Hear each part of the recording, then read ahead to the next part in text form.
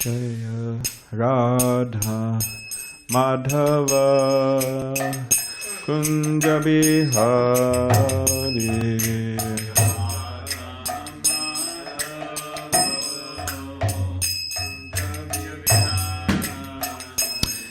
Jai Radha Madhava Kunja Bihari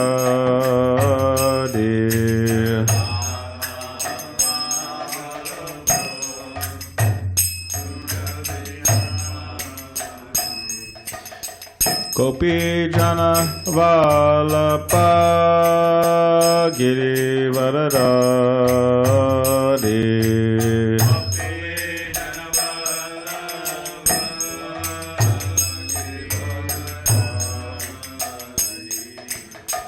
Gopi Jana Vallabha Girivaradari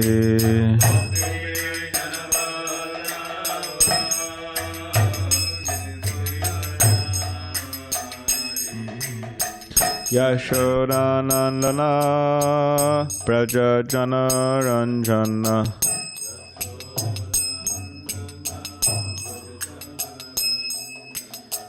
Yashodanandana Prajajana Ranjana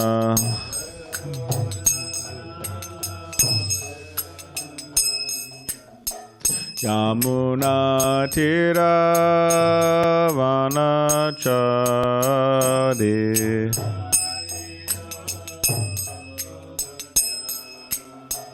Yamuna Tira Vanachari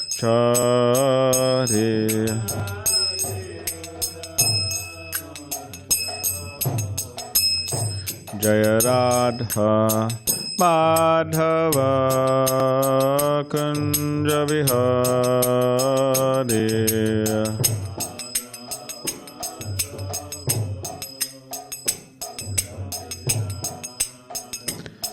Jai Radha Madhava Kunja Bihari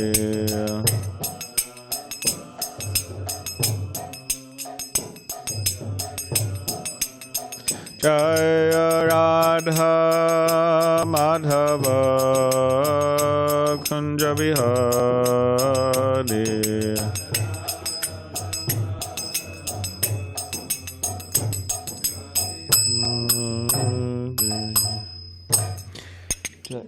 Jaya Vishubhad Paramahamsa Parivrajya Jaya Ashtadarshata Shesha Madhizavang Gracie Sabhaktivedanta Swami Prabhupada Ki Jai Grantaraj Srimad Bhagavatam Ki Jai. All glories to the assembled devotees, all glories to the assembled devotees, all glories to the assembled devotees, all glories to Shri Guru and Shri Guranga.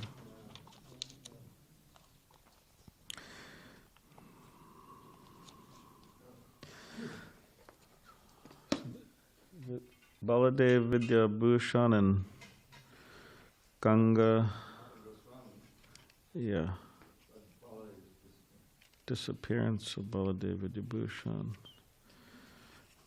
So we'll read something about them before we start today's Srimad Bhagavatam class.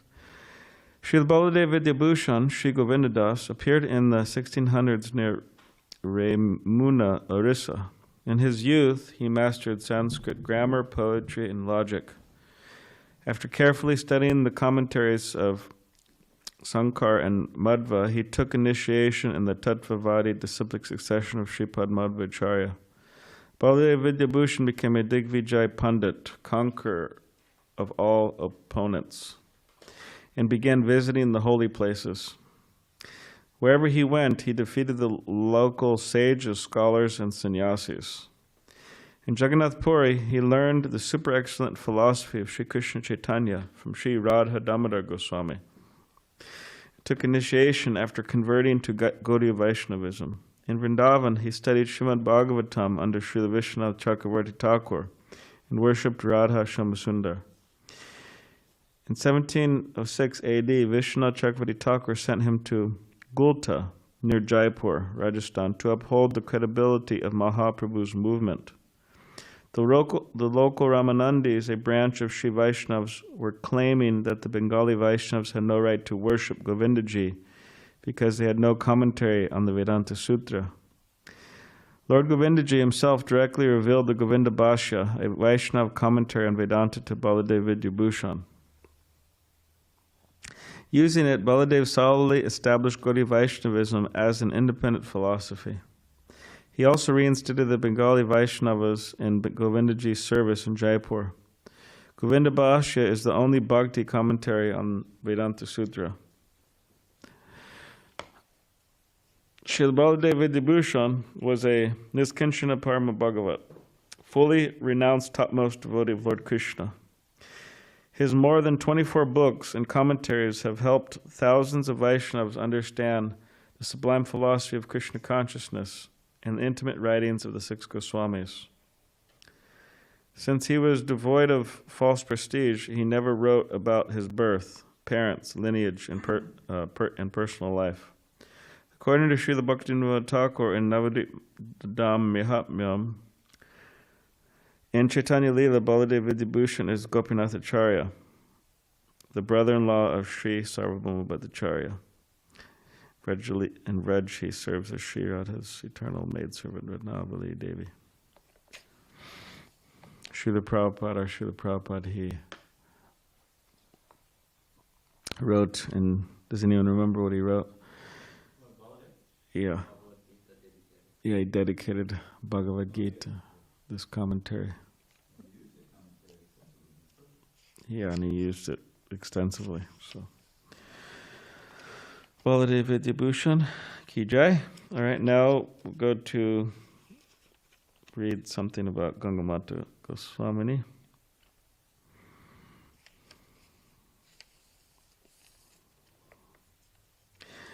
At least within our Gaudiya Vaishnava lineage, I don't know of anyone else who has this title, Goswamini.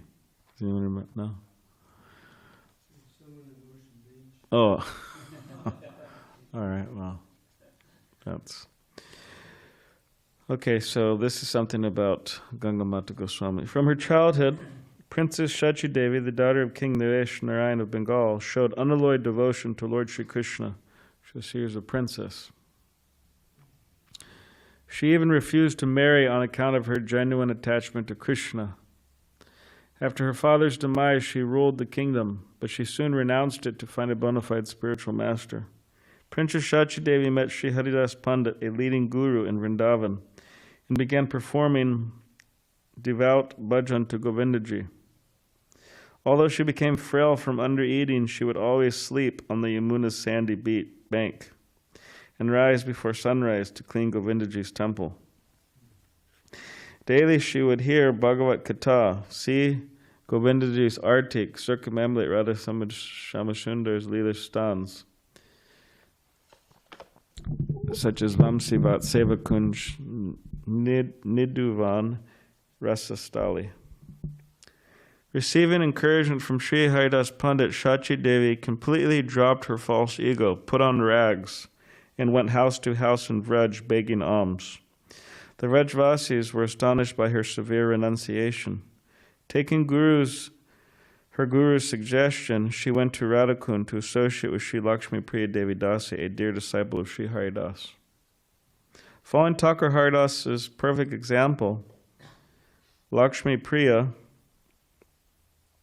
Devi daily chanted 300,000 names, 192 rounds of Krishna. Hare Krishna. Every day, the two ladies would circumambulate Govardhan Hill and worship Krishna. On her guru's order, Shachi Devi went to the home of Sarvabhauma Bhattacharya in Jagannath Puri. Sarvabhauma Bhattacharya and most of Lord Gauranga's eternal associates had already returned to Goloka Vrindavan. Shachi Devi restored Sarvabhauma's house. Has anyone been there? Sarvabhauma Bhattacharya's house? Yeah, in Puri. It's still there. You could go there. Sarvabhauma Bhattacharya, let's see. And established first-class worship of Sri Sham Roy, a deity given to her by a Jaipur Brahmin. Every day she lectured on Srimad Bhagavatam. Her classes became popular, attracting eager listeners from miles around. Many people, including Brahmins and King Mukundadev, took initiation from Shachi Devi. And then there's explanation of how she got the name. On the day of Ganga Sagar Mela, Shachi Devi, who was residing in Jagannath Puri, desired to bathe the Ganges. That night, the Ganges flowed from the lotus feet of Lord Jagannath and came to Shachi's ashram. Entering Ganga Devi's waters, Shachi floated to the lotus feet of Jagannath Swami inside the temple. After unlocking the doors the next morning, the pujaris were surprised to find her inside the temple. Thinking she was a thief, they immediately put Shachi Devi in jail. Seeing this mistake, Lord Jagannath appeared simultaneously in a dream to both the Puri king and the head pujari. The Lord ordered them to release Shachi Devi Dasi and take initiation from her. From then on, she became famous as Gangamata Goswamini. So,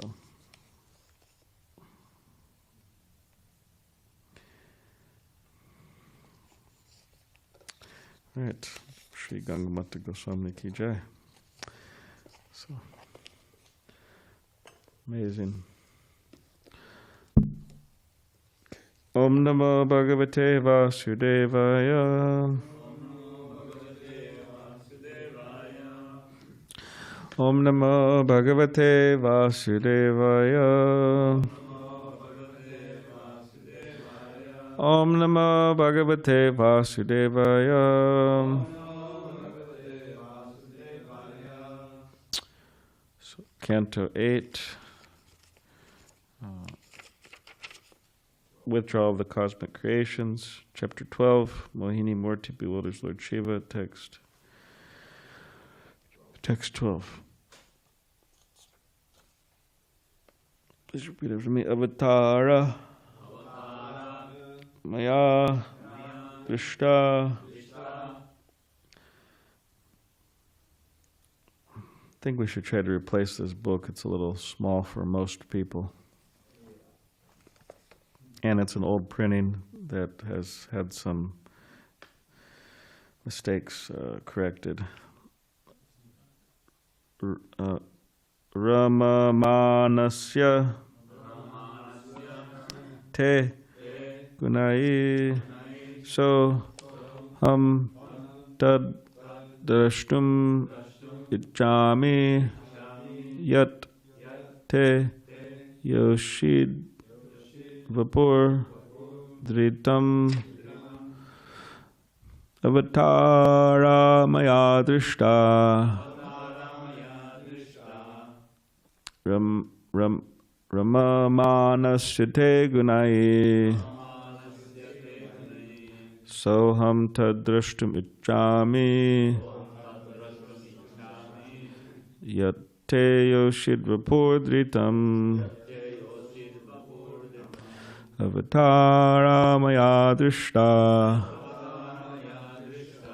Ramamanasya te gunai soham tadrishtum ichami yate yoshid vapurdritam avatara maya drishta Ramamanasya te gunai soham tadrishtum ichami yate yoshid vapurdritam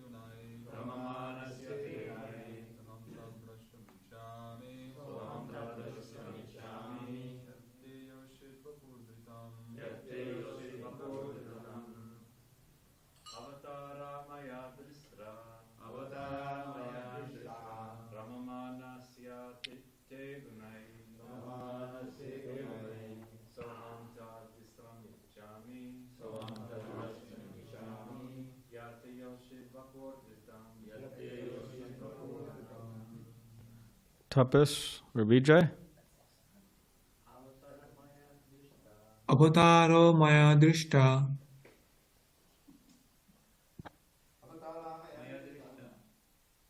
Rama manusyo te gunai Soham tad drishtum ichhami Yate joshid vapurditam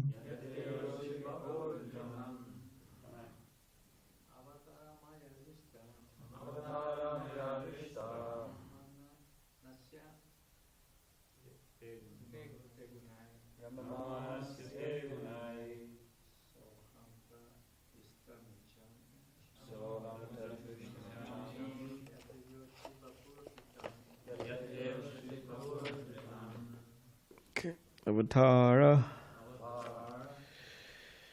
Incarnations. Maya, by me. Drishtaha, have been seen. Ramamanasya, while you demonstrate your various pastimes. Te, of you. Gunai, by the manifestations of transcendental qualities. Saha, Lord Shiva.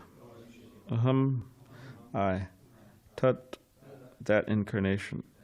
Drashtum ichami, wish to see.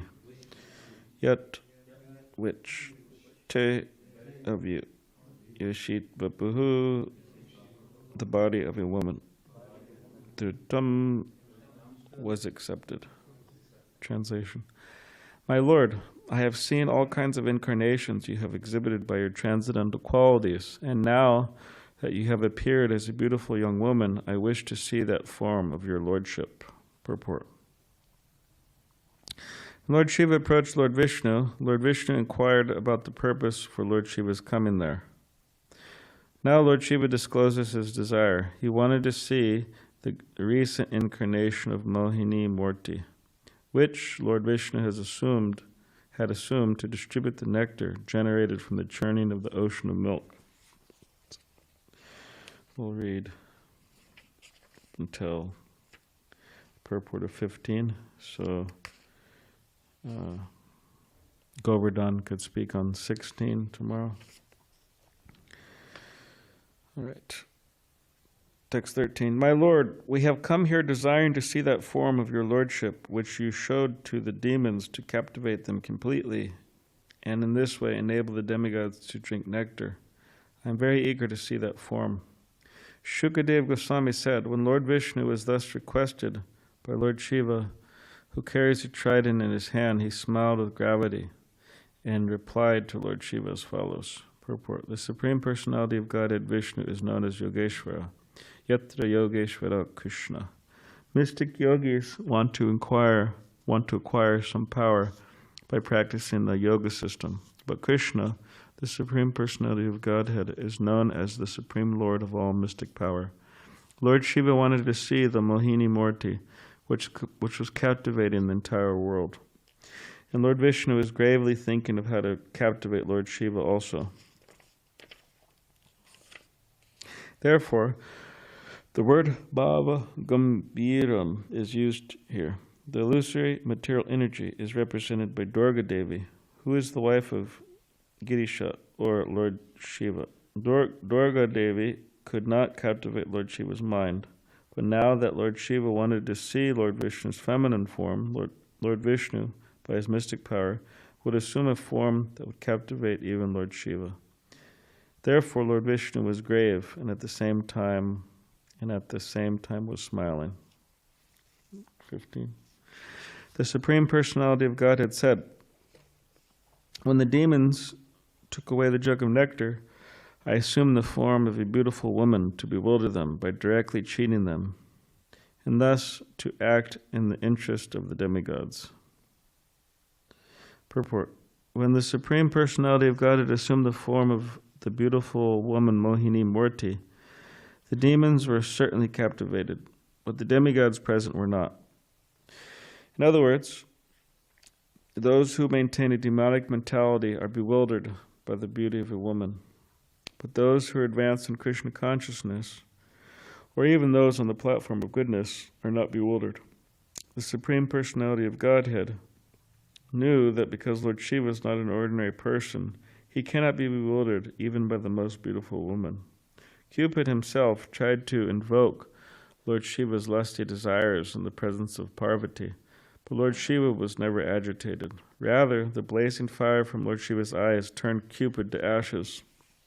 Therefore, Lord Vishnu had to think twice about what kind of beautiful form would bewilder even Lord Shiva.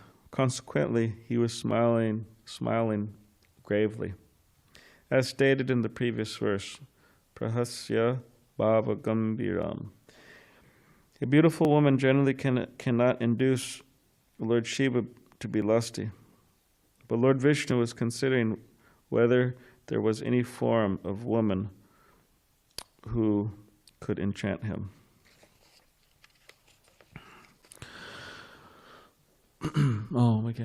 Om Jnanatimirandasya Gananjana Shalakaya Chakshulanmilitamena Tasmai Shri Guruve Namaha Mukham Kareva Chalang Pangam Langa Tigrim Yakipatam Ham Bande Shri Gurundini Taranam Pancha Kapade Bishcha Kipasindabeva Chapatitanam Pavani Bhyo Vaishnavi Bhyo Namo Namaha Jai Shri Krishna Chaitanya Prabhu Nityananda Shri Advaita Gadadhar Shivasari Gaura Bhakti Vrinda Hare Krishna Krishna Krishna Hare Hare Hare Rama Rama Rama Hare Hare.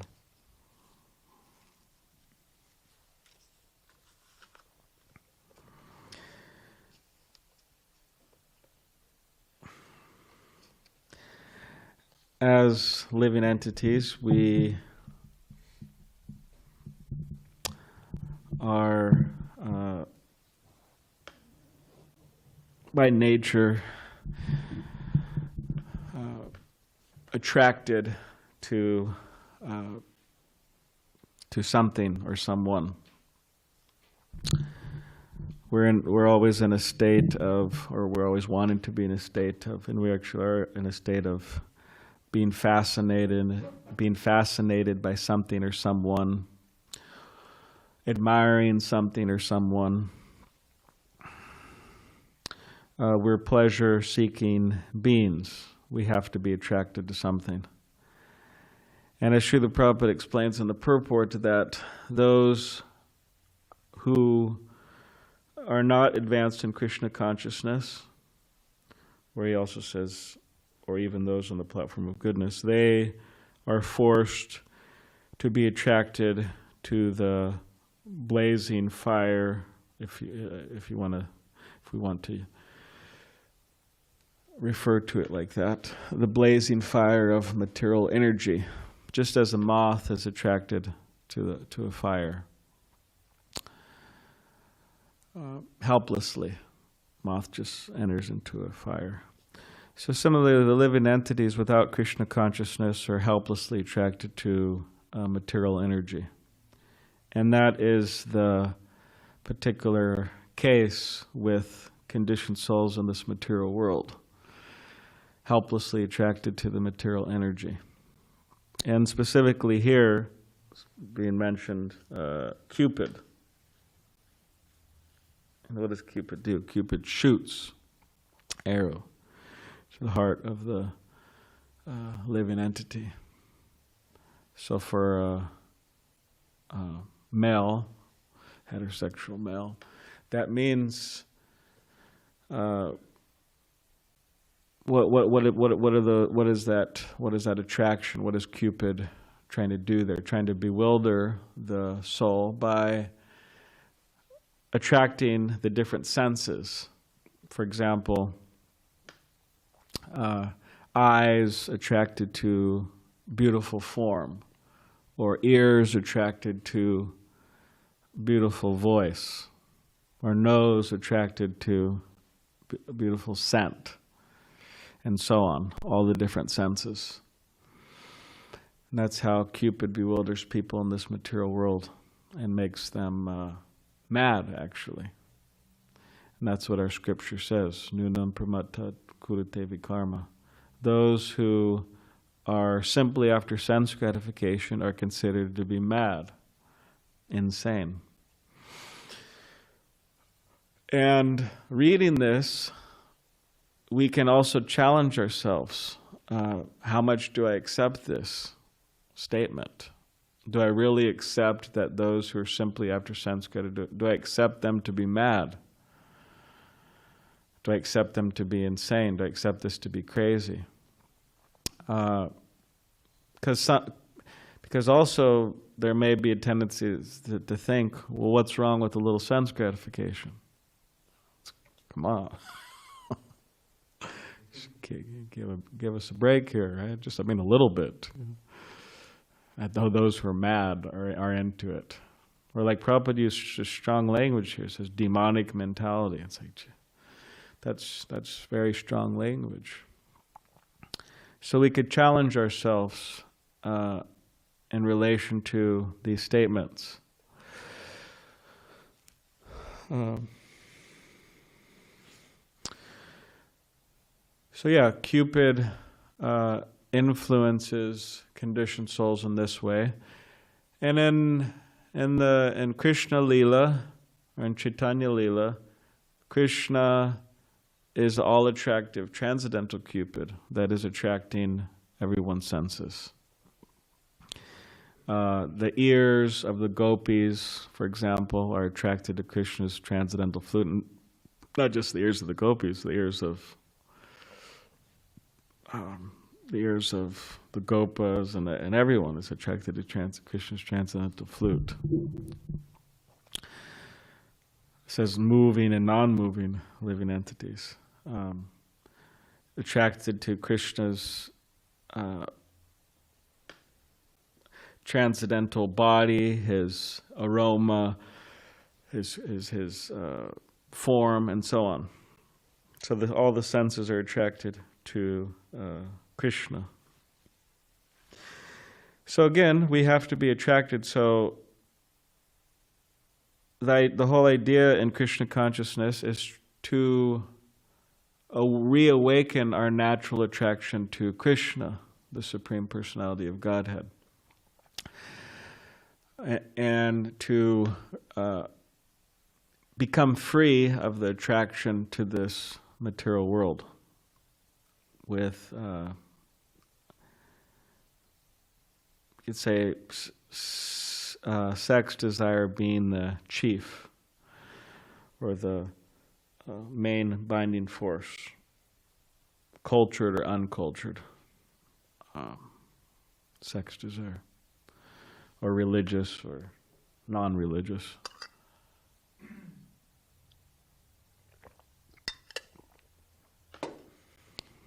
Bhagavatam talks, Rishabhadev mentions Pumstastriya maitu tunibhava metam taro mato shidre grantam ahu ato griha chetru sutapta vitar janasya moham yoham aham ameti. That the basic principle in material existence, of material existence, is the attraction between male and female. And on the basis of this misconception, the hearts of the male and the female, there's a rope there that's tied very tightly, knots, Hridaya Granthi, knots of illusion, knots of attachment. And from those knots, from that attraction comes home, attachment to body, home, property, children, relatives, and wealth. And in this way, the illusions of this illusory conception of I and mine is firmly established. One's in complete illusion. So this is the basic principle of material existence.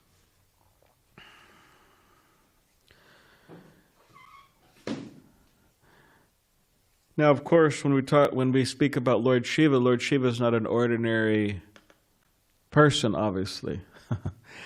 And as Srila Prabhupada mentions in the purport, Cupid has tried to bewilder him at times. There's some pastimes like that where Cupid tries to bewilder Lord Shiva, like he would an ordinary human being. But it says that Lord Shiva, just the fire of his eyes, just burned Cupid to ashes. So in other words, there's no... Lord Shiva doesn't become bewildered. There's no problem. He doesn't have a problem in that regard. So an ordinary woman cannot bewilder Shiva. Now, therefore, Vishnu is thinking here. He says, Srila Prabhupada writes, therefore Lord Vishnu had to think twice about what kind of beautiful form would bewilder even Lord Shiva. Consequently, he was smiling gravely, as stated in the previous verse. A beautiful woman generally cannot induce Lord Shiva to be lusty, but Lord Vishnu was considering whether there was any form of woman who could enchant him. So therefore, you have the appearance of Mohini Murti, which within the next few days we will get more into that pastime, which is a unique incarnation of Krishna. All the other incarnations that we know of, anyways, from Scripture, as far as maybe there's others out there, but if anybody knows any, but they're all male. But this one is Mohini Murti, female incarnation of Vishnu. Very interesting. And this Mohini Murti incarnation comes, and she provokes Lord Shiva, which we will get into in the next couple days, what happened. But in principle, in material existence, in the material world, it is a provoking place. We are going to be provoked over and over and over again, constantly. We will be constantly provoked. And especially in relation to this Cupid principle, we're in Kali Yuga. There is,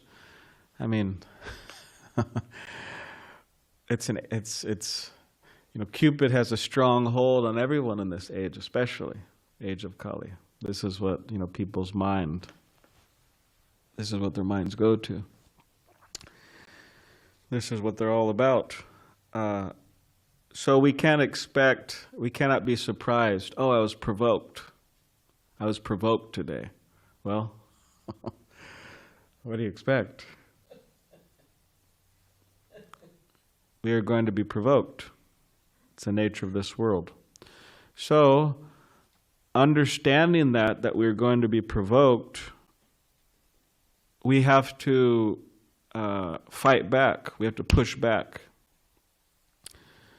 Therefore, Srila Prabhupada, he would use war terms often. It's not a time to sleep. It's not a time to, they call it asleep on the job, right? Or they have a saying, sleep at the will, causes death. Or as one devotee used to say, he used to mention this, casual means casualty. Means if we're casual with our bhakti, then we become we get shot down by the enemy or illusion. So it's a time to push back. So in other words, if we're provoked, then we say, okay, let me chant more, let me read more. Let me take shelter of devotional service. Just like in a kirtan, your mind may wander somewhere, and it may not be to a transcendental place. It may be to a mundane place. Maybe like you may be provoked by the Cupid principle in a kirtan. Kirtaniya Sada Hari, right? Harinama, Harinama, Harinama Kevalam. Cupid.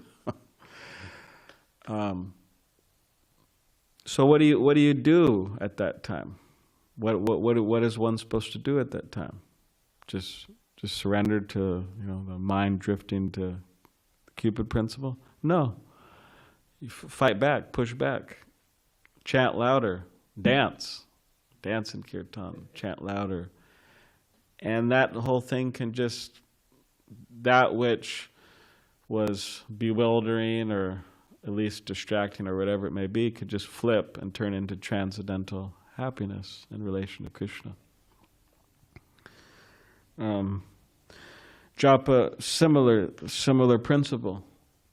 The chanting japa, right? Hare Krishna, Krishna. And then some Cupid thought comes. And it's amazing, the mind, the nature of the mind. The nature of the mind, it wants to, everything's very, what do they call, epic, right? That's a term people use these days. Hey, it's Sankarshan, that dinner last night was epic. Hey, that kirtan was epic. That book score was epic. So the mind likes to portrays every thought as epic. Yeah, this is very important. This is like extremely important. Just like think about it. Meditate on it. It's like really important. And then you meditate on that sound, and then the thought goes away. Oh, and then another thought comes. Oh, epic, just like think about it. And then and so they're all epic, they're all important, they are all important. They're so, every one of them is epic. It's just an illusion. It's the mind just, and nothing's really there, just smoke. Really. So when the mind presents that, we have to push back. No, Hare Krishna. Not whatever this is. Hare Krishna. We're think of Krishna. Look at a picture of Krishna. Whatever it may be. Push back. So the idea is we cannot concede. Srila Prabhupada writes in this, in Rishabhadev's teachings in a purport, he says that those who concede to living a life based on this principle of sex between male and female, they are signing up for a life of suffering. They're like signing their name. Okay, yes, I will suffer.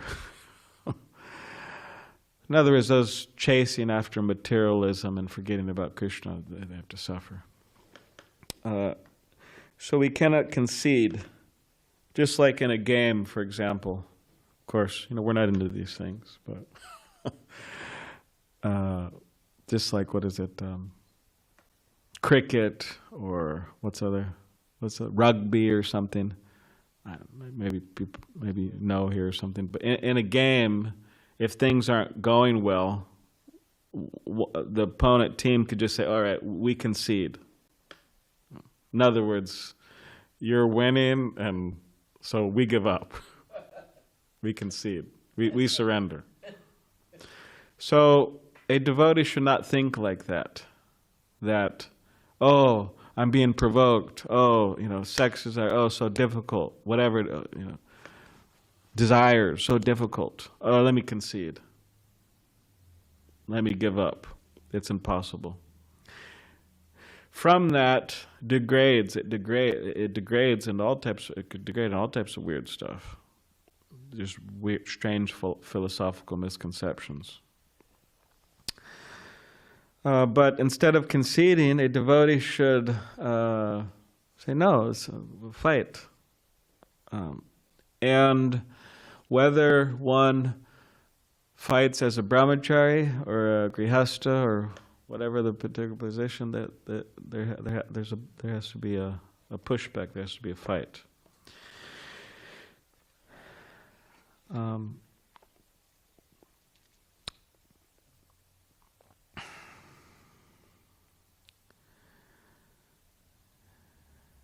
And ultimately, we will come to that point of param drishtva nivartate, the point of real transcendental happiness and peace, in which instead of being enchanted by the material energy, we are thoroughly enchanted by Krishna, or the prospects of what we could do in Krishna consciousness for Krishna, for the world, for people.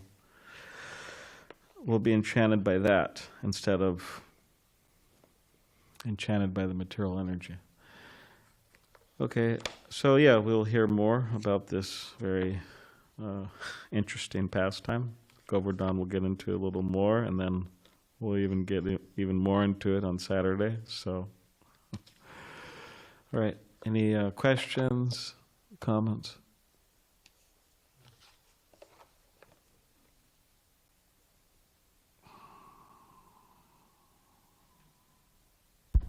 Hare Krishna. So, regarding this pastime, I have seen a unique temple in Andhra Pradesh. I don't know who built that temple and all. It's quite an ancient one, but Okay. From the front, the deity is of Lord Vishnu, and on the back side is the Mohini Murti. Mohini Murti. And Wow. there is also this deity of Lord Shiva there, and the priest said over there, he mentioned that this is depicting this pastime where Lord Shiva wants to. Yeah, I mean, you have something else to say about that? You're Yeah. just curious, yeah. Yeah, Yeah, I mean, it's hard to say. I mean, I'm not aware of that temple. First time I've heard of it. And it's hard to say, yeah, so therefore it's hard for me to say, is it authentic or not? It depends who created it and what the basis of their creation was and so on. But that's interesting. Never heard of that. One devotee. Anyways. Any other thing?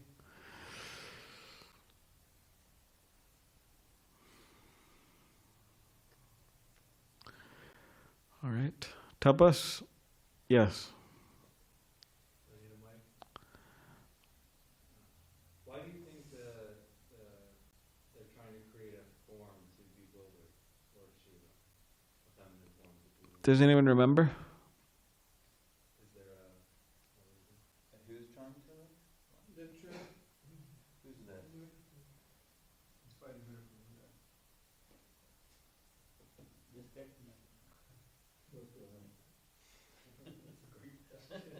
Prabhu, can you use the mic?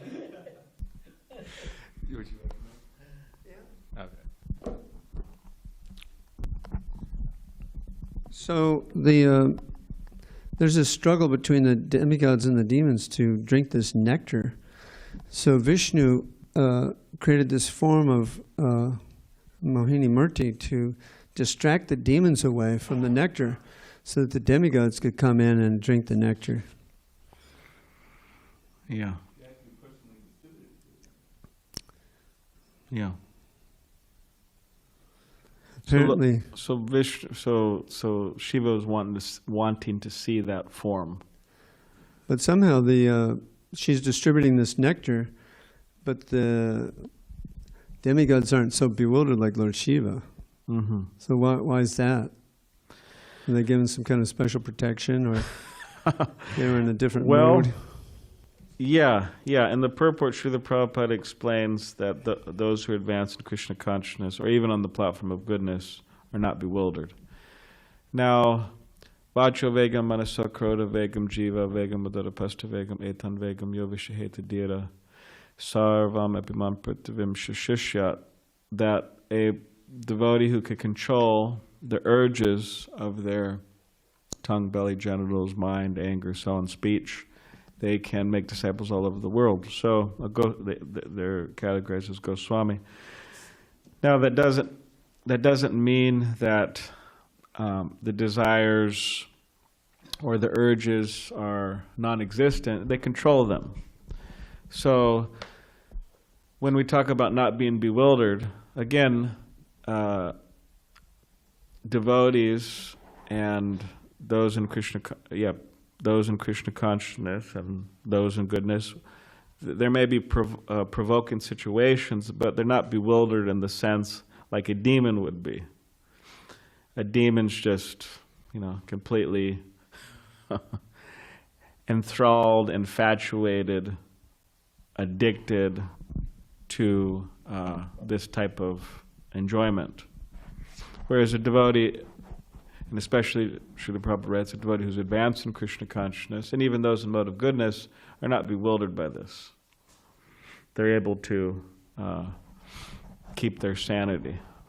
So that's the idea. I think Dravida Prabhu has... you want to say something? Yeah.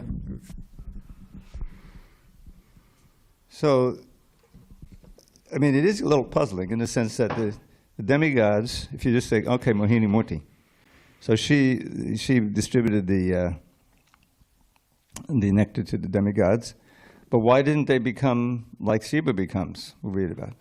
And I think the answer is that her intent, his intent, in the form of that woman, female form, was to distribute the nectar to the demigods. But she personally arranged for things that happened to make it much more. You remember the story? I mean, her whole clothes gets blown away, and she's playing with the ball. It's a whole different thing. And so then Shiva just. I see. She especially was provocative with the Totally. with the demons. Yeah. Yeah. Well, that's there. Yeah. You just repeat my question. My question, I'm not sure the answer would be to this if someone asked me that in the purport it says even those in mode of goodness. But I would have thought that anyone, even if you're in the mode of goodness, unless you have some taste, some Krishna conscious taste, you'd also fall to a woman because it's still, So I'm just surprised that we would include goodness in that if you're not in that. Prabhu, you should use the mic. Basic. Why goodness? Why goodness? Well, Mukundacharan Prabhu is saying, mentioning how in the purport Srila Prabhupada says that, here I'll read it, says that, in other words, those who maintain a demonic mentality are bewildered by the beautiful woman, but those who are advanced in Krishna consciousness, so that's easy to understand, those who are advanced in Krishna consciousness, not bewildered, or even those on the platform of goodness are not bewildered. So the question is, why is Srila Prabhupada including those in the mode of goodness in this particular case? Does anybody have any idea? Do you have some idea? I'm not sure what I would say. Well, just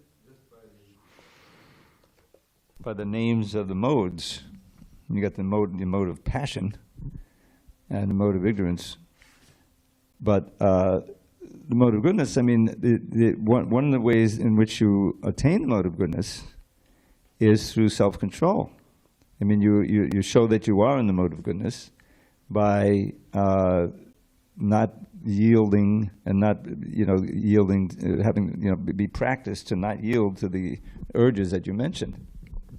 So that's kind of, and what she presented there, was, of course, this very attractive form, but as I mentioned, the purpose was to, distribute the nectar, and that's what she immediately did. She stole that, she just took it, and she distributed it to the demigods, and the demons were just bewildered. They had already agreed that whatever she did was going to be okay. So they're more in the mode of passion and ignorance, and they, became bewildered in that way, and that they didn't protest. But Shiva, her mission was different, to show that even Shiva could be attracted to this, and it was quite a display, just to the degree that it was censored from the temple I was staying in 79. They didn't read it. Yeah, I mean, the mode of goodness is quite powerful, actually, in keeping people above these things. I mean, even if you analyze people, like you analyze certain people, you could say in our congregation, how much like I'm thinking of particular people, I'm not going to mention their names, but they're not initiated devotees.